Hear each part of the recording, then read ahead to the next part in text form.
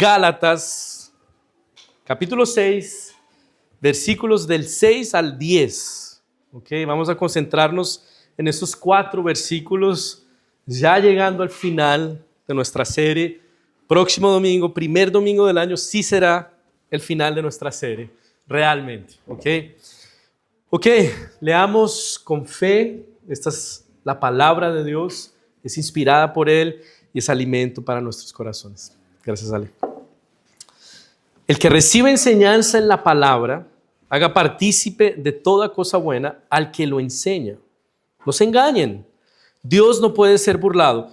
Todo lo que el hombre siembre, eso también cosechará. El que siembra para sí mismo, de sí mismo cosechará corrupción. Pero el que siembra para el Espíritu, del Espíritu cosechará vida eterna. No nos cansemos, pues, de hacer el bien, porque a su tiempo cosecharemos si no nos desanimamos. Así que, según tengamos oportunidad, hagamos bien a todos y mayormente a los de la familia de la fe. Les invito a que oremos una vez más. Padre Santo, gracias Dios, porque en esta mañana tú nos colocas delante de tu palabra, nos confrontas, Señor, con una realidad que no podemos eludir, Señor. Lo que sembramos, eso cosechamos, Señor. Ayúdanos hoy por tu palabra, por la asistencia de tu Santo Espíritu, Señor, a sembrar para el Espíritu, Señor. Oramos así agradecidos en el nombre de Jesús y para tu gloria. Amén. Amén. Bueno, la semana pasada nosotros estuvimos viendo cómo luce una vida según el Espíritu, cómo es una comunidad espiritual. Afirmamos aquí que esa vida guiada por el Espíritu, llena del Espíritu Santo, poco tiene que ver con trances, con pérdida de control de sí mismo, con una experiencia privada y personal. Tiene que ver con un servicio concreto, verificable a los hermanos de nuestra iglesia. Alguien que vive por el Espíritu Santo, entonces es alguien que no es vanidoso, que no tiene una opinión de sí mismo que no se sustenta por la realidad. Él tiene una autoimagen centrada en el Evangelio, en el que reconoce: yo soy mucho más malo de lo que me atrevo a pensar, pero soy más amado de lo que puedo imaginar por causa de Cristo Jesús. Por causa de esa conciencia, de esa autoimagen, él no irrita a los demás probando que es superior, tampoco envidia la situación de otro creyendo que su situación es inferior e injusta. También vimos que alguien que vive por el Espíritu Santo es alguien que cuando sorprende a alguien en pecado, lo restaura con espíritu de mansedumbre. Él se considera a sí mismo: yo podría estar en esa misma situación. La vida según el Espíritu es la vida de los hermanos que sobrellevan las cargas unos de otros. Delante de la adversidad de otro hermano, él se dispone a ayudar. Y finalmente vimos que el que lleva la vida o que tiene una vida según el Espíritu es alguien que también carga con su propia responsabilidad. Una responsabilidad que nadie más puede llevar por él, delante de Dios. ¿Ok? Y aquí entonces, versículo 6, aparece una enseñanza más, una aplicación más de lo que significa sobrellevar las cargas los unos de los otros, de lo que significa una vida por el Espíritu. Y es una responsabilidad y es una aplicación que podríamos pasar por alto. ¿Y cuál es? Es sobrellevar la carga de aquellos que nos instruyen en la palabra, aquellos que nos pastorean, aquellos que por vocación cuidan de otros. Aquí Pablo va a lanzar la respuesta a la pregunta que tal vez nadie se hace, pero que es importante responder, y es: ¿quién cuida de quién cuida? ¿Quién cuida de quién cuida? No se olviden de ellos. Ellos también necesitan ser aliviados de su carga. Versículo 6, el que recibe enseñanza en la palabra, haga partícipe de toda cosa buena al que lo enseña. Entonces, Pablo aquí está estableciendo cómo debe ser la relación entre quien enseña y quien aprende en el contexto de la iglesia. Y fíjense, es una relación marcada por la misma instrucción de la semana pasada: sobrelleven la carga unos de otros. Es cuidado mutuo, tal vez. Es cuidado mutuo. Tal vez no es algo que solemos pensar, considerar que el pastor, quien enseña, quien cuida, también necesita ser asistido. También necesita una llamada, también necesita una visita, también necesita cuidado. Y una aclaración, no estoy haciendo una reivindicación a mi persona, estoy haciendo una reivindicación al ministerio pastoral, a la figura del pastor. Esta es una verdad, sea que yo sea tu pastor o sea que tu pastor sea otra persona, sea que permanezcas en esta iglesia o en otro tiempo más adelante vayas a otra iglesia. Es una verdad que necesitas vivir. Es una instrucción para tu vida cristiana. Cuidar de quien cuida. Eso es marca de una iglesia espiritual. Una iglesia que cuida bien de sus pastores, que se ocupa en aliviar sus cargas, que hace partícipe a quien le enseña de toda cosa buena. Entonces, entre la iglesia y el liderazgo, quien enseña, el pastor, los pastores, debe haber una relación de mutuo apoyo. ¿Quién debe cuidar de quien cuida? El que recibe enseñanza en la palabra, versículo 6. La iglesia. Esta no es la única vez que Pablo toca en este asunto. En varias de sus epístolas, él toca en este asunto. Hay varios textos más que abordan la necesidad de cuidar a quien enseña. Fíjense aquí, 1 de Tesalonicenses 5, versículos 12 y 13. Hermanos, les rogamos que sean considerados con los que trabajan entre ustedes. Considerados. Y que los instruyen y dirigen en el Señor. Ténganlos en alta estima y ámenlos por causa de su obra y ustedes vivan en paz. Esta es la razón por la que vamos a tener un sermón en dos partes. Porque al principio yo quería pasar por este punto así, súper rápido. Voy a comenzar, hago un pequeño comentario y voy para adelante. Y creo que por causa de que tenemos esto y predicamos en serie y tenemos que predicar todo el consejo de Dios, necesitamos considerar este punto también con la seriedad y la profundidad que amerita. Es un poco desconfortable, incómodo para mí hablar de esto, pero es necesario hacerlo. ¿Cómo cuidamos? De varias maneras: atención, presencia, comunión. Pero aquí la forma que Pablo menciona tiene que ver con el cuidado material, hacer partícipe de toda cosa buena a quien instruye. Entonces, una comunidad espiritual debe procurar dar un cuidado material digno para quien enseña. Podríamos decir que se necesita que la iglesia permita una remuneración a quien enseña, para que pueda tener sus cargas materiales aliviadas. Fíjense, 1 Corintios 9, versículos 7 al 12. Pablo hablando de este mismo tema y colocándole nombre a ese cuidado que está mencionando aquí en Gálatas. ¿Qué soldado presta servicio a expensas de sus propios recursos? ¿Quién planta una viña y no come de sus uvas? ¿O quién pastorea el rebaño y no bebe de la leche que ordeña? Esto lo digo no solo de acuerdo con el punto de vista humano, sino también de acuerdo con la ley. Porque en la ley de Moisés está escrito: no pondrás bozal al buey que trilla. ¿Quiere decir esto que Dios se preocupa de los bueyes? ¿O más bien lo dice por todos nosotros? En realidad, esto se escribió por nosotros. Porque tanto el que ara como el que trilla deben hacerlo con la esperanza de recibir su parte de la cosecha. Si nosotros sembramos entre ustedes lo espiritual, ¿será mucho pedir que cosechemos de ustedes lo material? Si otros participan de este derecho sobre ustedes, con mayor razón nosotros. Nuevamente, no estoy haciendo una reivindicación de mi persona, una reivindicación del ministerio pastoral, es bíblico. Pero aquí vemos cuidado mutuo. Sembramos cosas espirituales como pastores y podemos cosechar cuidado material, no enriquecimiento material, cuidado material. Entonces, una comunidad espiritual entiende que necesita cuidar y hacer que su pastor participe también de las cosas buenas que la misma comunidad disfruta.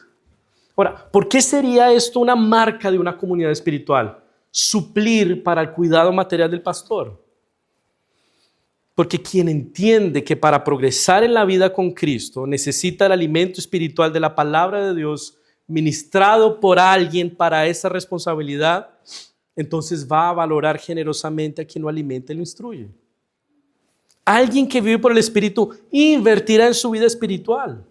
Entonces hará partícipe de toda cosa buena a quien lo alimenta espiritualmente, para que ese servicio pueda ser realizado por el pastor sin contratiempos, sin afanes materiales, con dedicación y diligencia.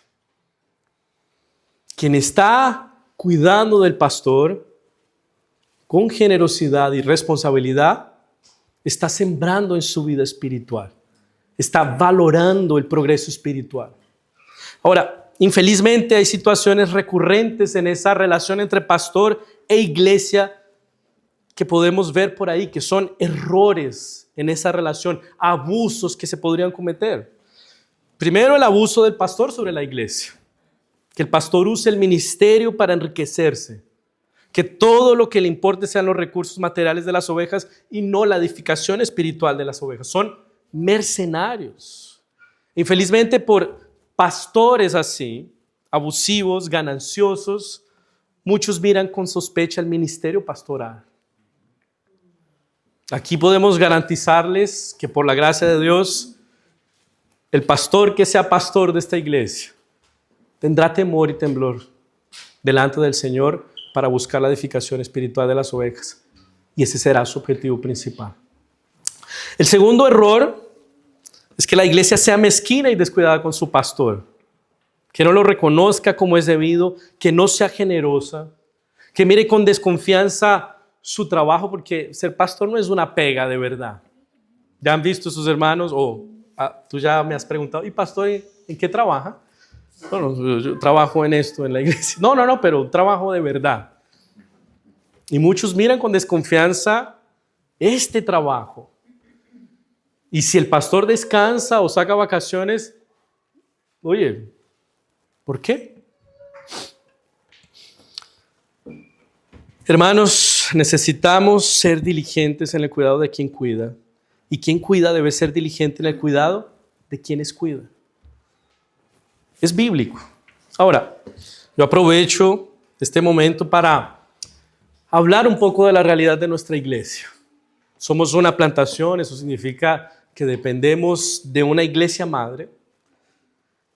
La diligencia, la generosidad y la constancia de otra iglesia, Iglesia Presbiteriana Cristo mi Pastor allá en Las Condes, está haciendo posible que esta iglesia pueda surgir. Ellos son los que están pagando mi salario. ¿Ya? Pero estamos en un proceso que está llegando a su término, en el que esta iglesia va a ser una iglesia organizada, particularizada, en la que pueda ser sustentable financieramente y gubernamentalmente. Tenemos números que nos pueden permitir esa independencia, números de personas. Estamos formando presbíteros. Todo el segundo semestre hemos estado reunidos con un grupo de hombres aprendiendo el oficio de presbítero para que el próximo año haya gobierno. Pero necesitamos, mis hermanos, ser diligentes en este punto, porque realmente los números de nuestra iglesia son inviables para una independización y para un cuidado íntegro para el pastor que asuma esta iglesia, si soy yo o si es alguien más. Y somos llamados por la Escritura a cuidar diligentemente de eso. No también incomodidad en hablar de estos temas. Siempre los evito, pero es necesario conversarlos y decirlos. Nuestra iglesia el día de hoy no es viable financieramente. Y no estoy hablando que tienen que endeudarse y sofocarse, pero necesitamos ser responsables y diligentes en ese cuidado material. Es señal y es una marca espiritual. Es algo que necesitas considerar seria y conscientemente para con tu iglesia.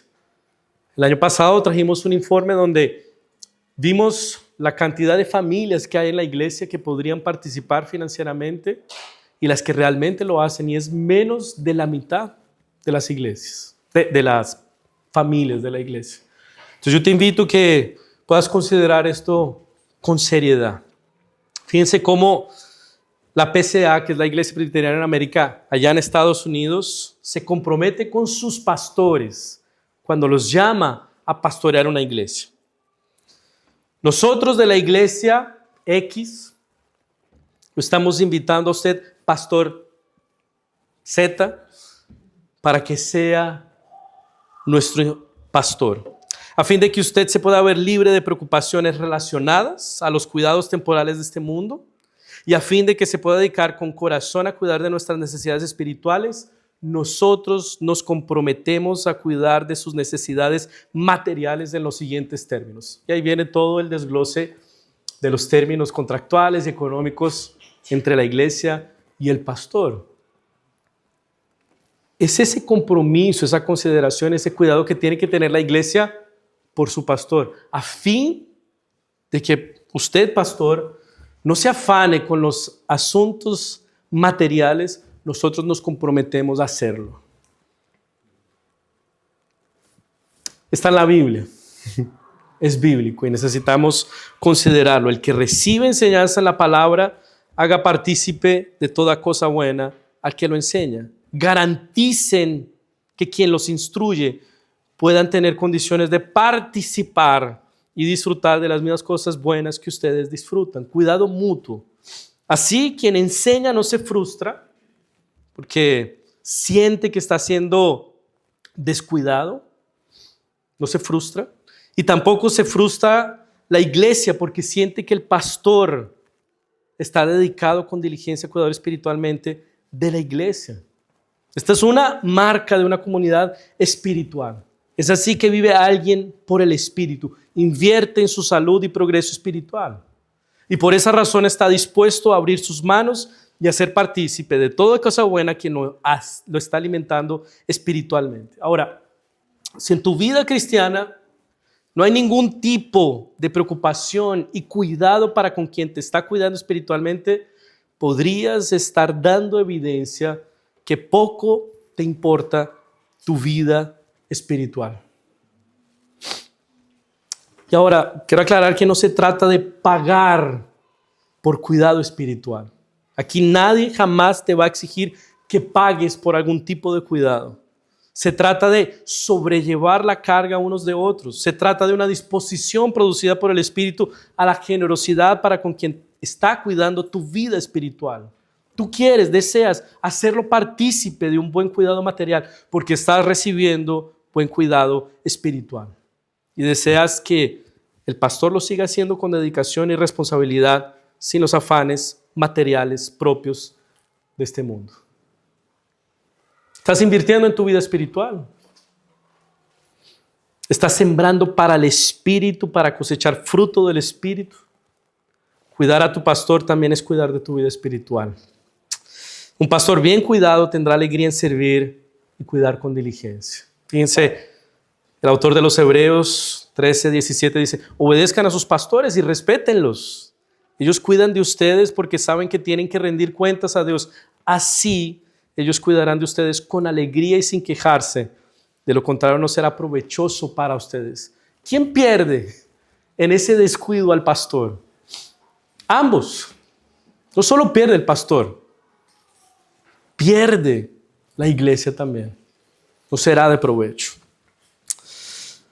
Tu pastor está sembrando en tu vida espiritual de tal manera que también puede participar de las cosas buenas, de las cosas materiales que tú también disfrutas. Cuidar de quien te enseña a sembrar en tu vida espiritual. Ahora, ¿prestaron atención? Aquí hay una relación que Pablo va a establecer. Pablo nos está preparando para que entendamos un principio, una ley transversal a toda la vida, que es siembra y cosecha. Estamos hablando de que cuidar de quien te instruye, de quien te cuida, es sembrar en tu vida espiritual y habrá cosecha espiritual. Y ahí el versículo 7. No se engañen, Dios no puede ser burlado. Todo lo que el hombre siembre, eso también cosechará. Entonces ya vimos la aplicación de este principio en la esfera del ministerio cristiano, de la responsabilidad pastoral y la responsabilidad de la iglesia para con su pastor. Esa es la primera esfera de aplicación, pero Pablo nos muestra dos esferas más en las que esta ley se aplica, y es la santidad y la práctica del bien. Santidad y práctica del bien. Entonces, él aplica este principio de tres esferas. Ya vimos la primera, ministerio cristiano, responsabilidad del pastor y responsabilidad de la iglesia. Cuidado mutuo. Ahora, este mismo principio de sembrar y cosechar tiene su efecto sobre dos esferas más, según el texto de Gálatas, y es el de la santidad y el de la práctica del bien. Y antes de establecer esas aplicaciones, entonces el apóstol quiere dejar bien claro el principio. Y el principio es, no se engañen, Dios no puede ser burlado, todo lo que el hombre siembre, eso también cosechará. Fíjense, nuevamente vemos el autoengaño que estuvo apareciendo en los sermones pasados. No se engañen, no sean ingenuos. Ahora con relación a las consecuencias de nuestras acciones. Lo que sea que sembremos, eso vamos a cosechar. Y toda vez que sembremos, siempre vamos a cosechar. Aunque parezca que no. Aunque pase el tiempo y no haya fruto. Siempre, siempre, siempre habrá cosecha de lo que sembramos. Es un principio universal. El hombre podrá engañarse a sí mismo pensando que sus acciones no tendrán consecuencias, pero no pueden engañar a Dios. Él no puede ser burlado. Y aquí entonces esta esfera, la segunda, es la esfera de la santificación. Versículo 8, el que siembra para sí mismo o para la carne, de sí mismo cosechará corrupción, pero el que siembra para el Espíritu, del Espíritu cosechará vida eterna. Aquí Pablo entonces retorna al asunto de la carne y el Espíritu que trató en versículos anteriores. ¿Recuerdan? En los versículos anteriores, nuestra vida cristiana fue comparada a un campo de batalla en la que hay dos rivales. ¿Cuáles son? La carne y el espíritu, que se oponen entre sí sin descanso y sin tregua. Y aquí, la carne y el espíritu ya no son comparados a un campo de batalla, sino a un cultivo que tiene dos campos, el de la carne y el del espíritu. Y dependiendo del campo en el que sembremos e invirtamos, cosecharemos un fruto determinado.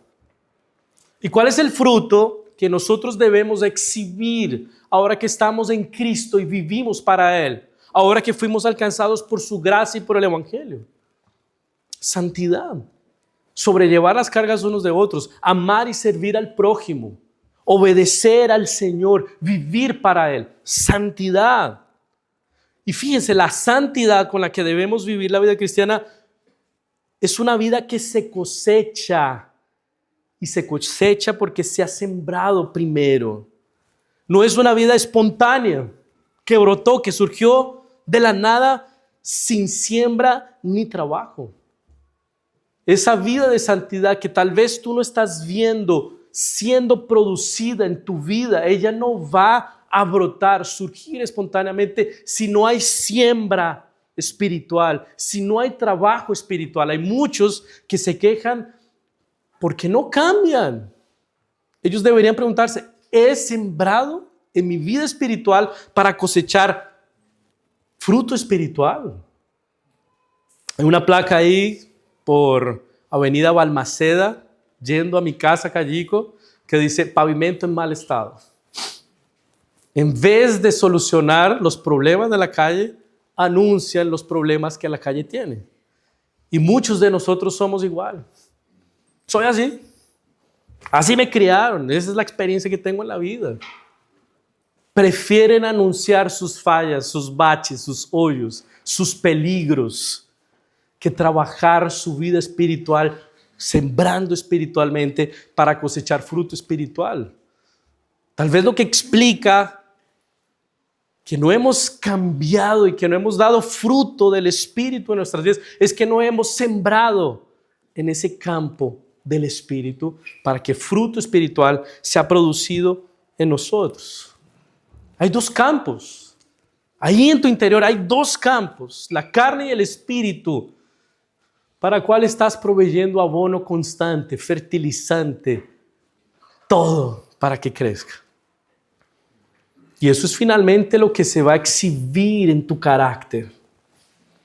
¿Qué sería sembrar para la carne? Ya vimos que la carne tiene apetitos y deseos contrarios al espíritu. Entonces sembrar para la carne sería suplir para esos deseos. No negarle nada de lo que nos pida. Es trabajar por ella, abrazarla, consentirla, regalonearla, en vez de mortificarla. Es vivir solo para el presente, sin pensar en la eternidad. Y tal vez en nuestra imagen aparece un tipo profundamente indecente, inmoral, desenfrenado. Pero sembrar en la carne puede lucir mucho más sutil. Sembrar en la carne puede ser pensar que todo lo que más importa en la vida sea tu trabajo. Estás solo preocupado en eso. Lo que puedes acumular y aprovechar en este mundo. Sembrar para la carne puede ser pensar que lo mejor que le puedes dar a tu hijo es educación, recursos e inmuebles y su vida espiritual. Eso puede ser sembrar para la carne. Es vivir solo para el presente sin pensar en la eternidad. Ahora, recordemos que Pablo también habló de la carne en términos de aquellos que confían en sus propios esfuerzos, obras y méritos para alcanzar salvación, ¿verdad? Entonces, sembrar para la carne también es albergar en nuestro corazón cualquier idea o sensación de que nuestras obras y esfuerzos morales nos están garantizando un lugar en la eternidad con Dios. Sembrar para la carne es pensar y convencerse de que mi decencia, mi justicia y mi rectitud al final de todo me van a asegurar un lugar en el cielo. Eso es sembrar para la carne también. Y lucir como un tipo súper decente, recto y moral, con tu familia preciosa. Si eso es lo que tú piensas que es la vida cristiana, estás sembrando para la carne. Ahora, ¿qué sería sembrar para el espíritu? Tiene que ver con el cultivo de todo pensamiento, acto y hábito que nos permita más y más disfrutar la relación que ya tenemos por gracia con Dios. Que nos permita reconocer su amor y bondad por nosotros.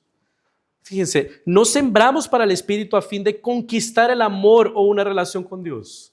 Sembramos para el espíritu porque ya tenemos una vida con Dios que queremos exprimir, aprovechar, disfrutar, vivir. Sembrar en el espíritu es abrazar esa vida con Dios que ahora tienes por gracia. Y quieres acercarte lo más cerca posible a Él para disfrutar su vida. La vida con Él, su amor, su bondad. No siembras para conquistar, siembras para disfrutar más y más de Dios.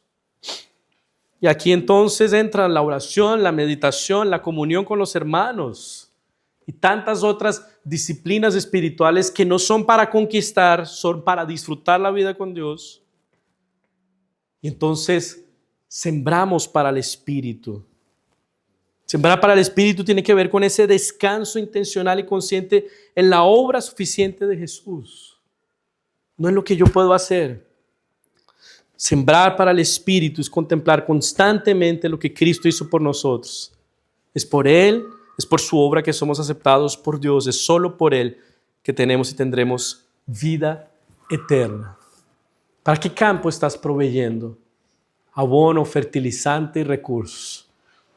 Hay una ley inexorable y es lo que siembres, eso vas a cosechar. No te sorprendas cuando en tu vida hayas cosechado malos frutos porque no has sembrado espiritualmente. Como cristianos necesitamos ser reflexivos sobre nuestros procedimientos, nuestras decisiones, nuestros gestos. Todas esas pequeñas cosas diarias, cotidianas, que son semillas que sembramos. ¿Qué tipo de cosecha vas a recoger sembrando ese tipo de semillas?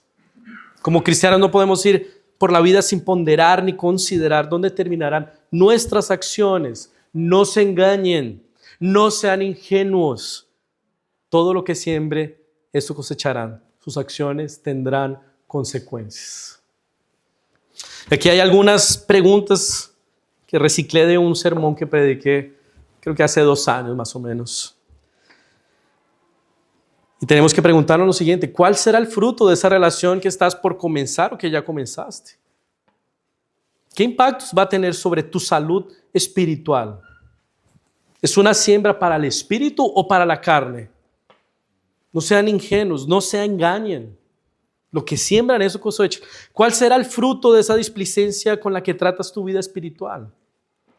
¿Cuál será el fruto de anteponer cualquier otra cosa al progreso de tu vida espiritual?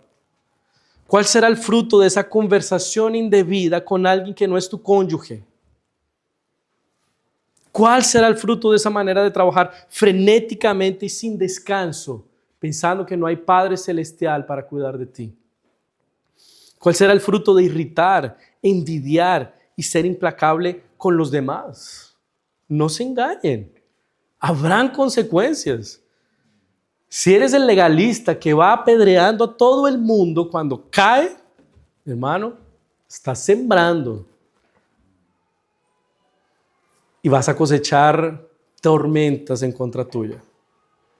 No pretendas que vas a quedar impune.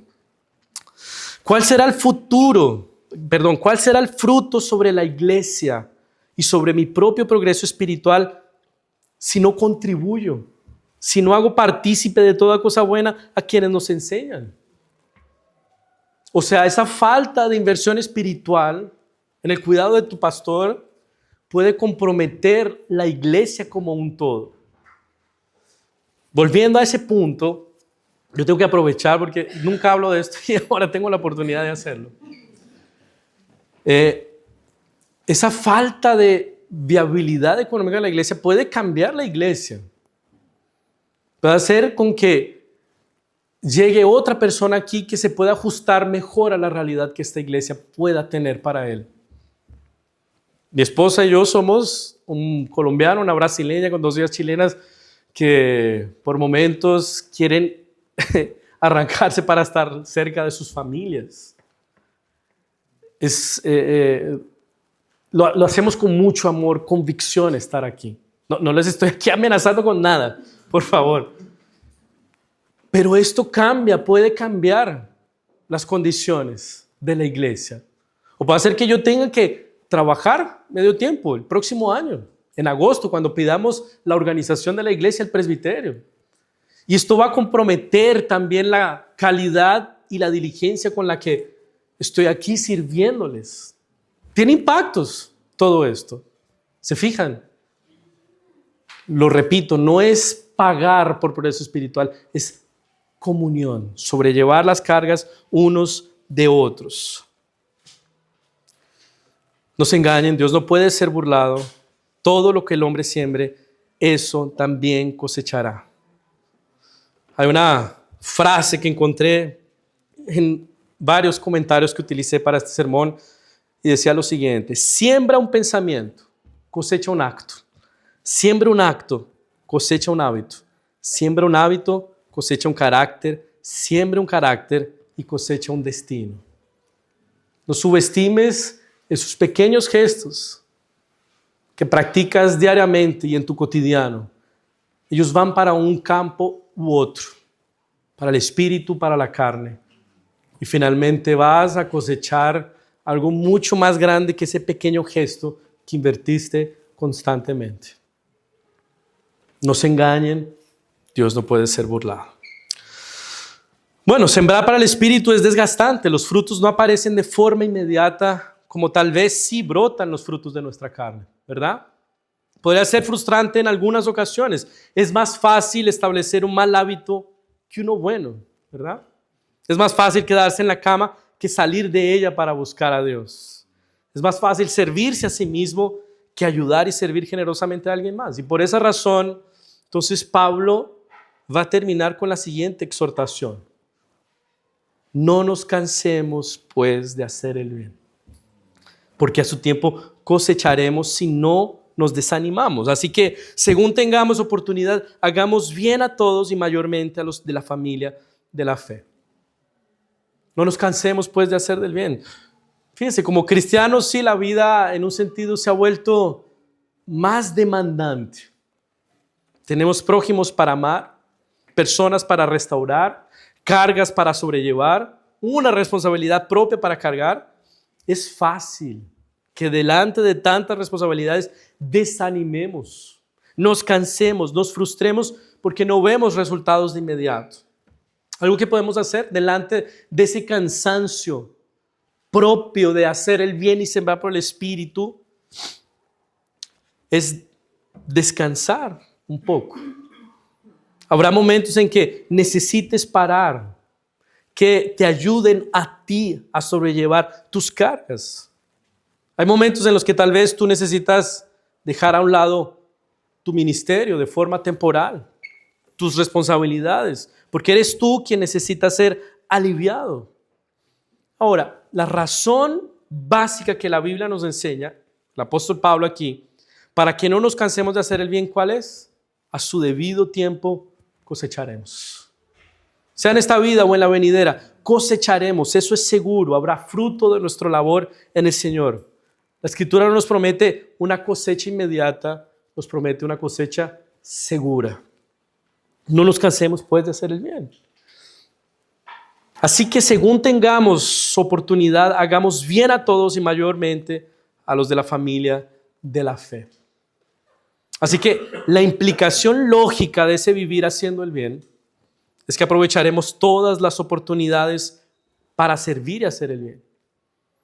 Ahora necesitamos disponernos y servir en el siguiente orden. Primero tu familia, después tu iglesia y después los demás. Yo prediqué alguna vez sobre esa relación en el episodio donde Jesús se encuentra con un endemoniado, el endemoniado gadareno. Y cuando esta persona es restaurada, ¿qué es lo primero que le dice él a Jesús? Déjame acompañarte, déjame estar contigo. ¿Y qué es lo que Jesús le responde? Vete a tu casa, a los tuyos, cuéntales cómo he tenido misericordia de ti. No podemos descuidar nuestra familia por servir al mundo y a nuestro prójimo. Quien no suple para su familia es peor que un incrédulo, dice la palabra de Dios. Es en ese orden que tenemos que hacer el bien. ¿Será que tu familia se está sirviendo de esa siembra espiritual? ¿O es todo para afuera? Ellos deben ser los primeros a ser servidos con la transformación y por la transformación que el Espíritu Santo está haciendo a nuestras vidas. Así que tengamos oportunidad. Tal vez estés esperando una mejor situación, tener más tiempo o que alguna situación en particular mejore. Sin embargo, con algo podremos servir, con lo poco que tengas, en la situación que puedas estar viviendo. Así que tengas oportunidad, haz el bien. Sirve a los demás y mayormente a los de la familia de la fe. ¿Ok? Mis hermanos, la ley de la siembra y la cosecha, como hemos visto aquí, puede ser aterradora para algunos. Parece una rígida ley sobre la retribución, una especie de ley del karma que se cobrará cada una de nuestras malas acciones. Y si hemos sembrado mal en nuestra vida, cosa que no es difícil, estamos perdidos, porque hemos sembrado para la carne y merecemos condenación. Tal vez algunos aquí, no sé, o alguien que pueda escuchar después de esto, yo he sembrado pésimo en mi vida. He tomado muy malas decisiones. ¿Será que eso significa que mi vida estará marcada para el futuro con fracaso, condenación y castigo? ¿Qué hacemos con esta ley?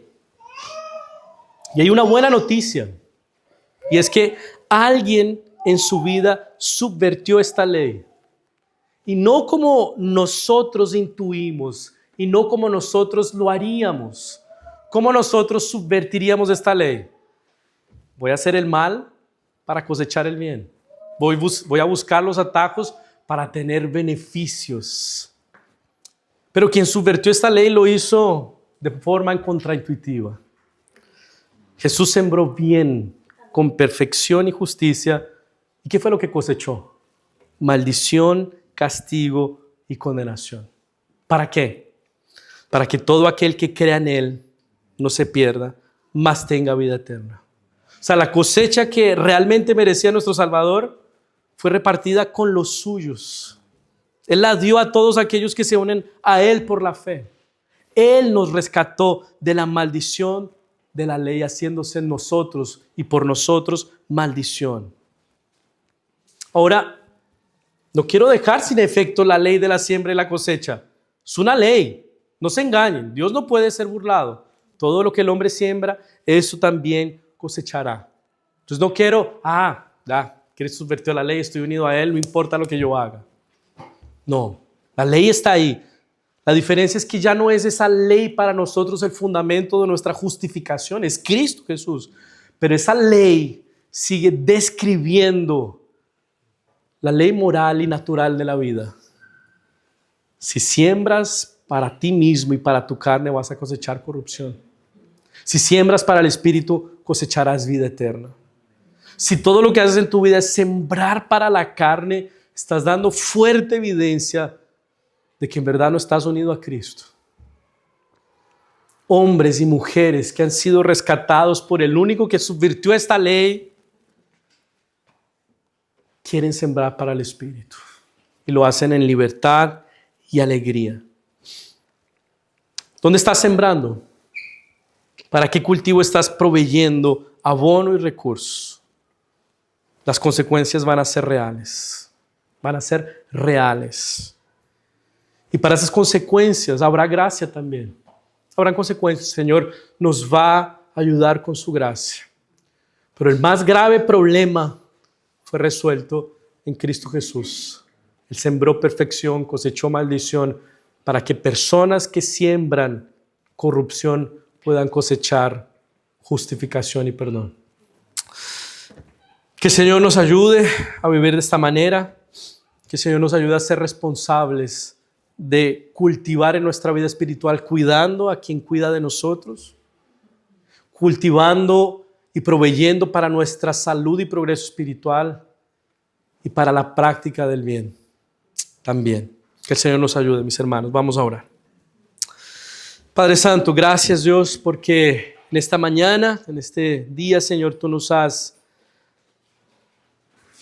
llamado fuertemente la atención, Señor, sobre lo que estamos sembrando. Ayúdanos, Señor, a ser hijos tuyos que siembren, Señor, para el Espíritu y que cosechen fruto espiritual, Señor. Que sean diligentes, esforzados en proveer para el Espíritu y que podamos ver, Señor, en nuestra vida y en nuestra iglesia, Señor, el fruto de ese trabajo, Señor, de esa transformación que solo tu Espíritu Santo realiza, Señor. Queremos ver una iglesia, Señor, en la que se produzca el fruto de tu Santo Espíritu, porque ha sido una iglesia que ha sembrado para el Espíritu, Señor. Ayúdanos, Señor. Yo ruego sobre la vida de mis hermanos, Señor, tu fortalecimiento, tu gracia, Señor, y tu sustento para seguir sembrando para el Espíritu, Señor. Oramos así agradecidos en el nombre de Jesús y para tu gloria. Amén.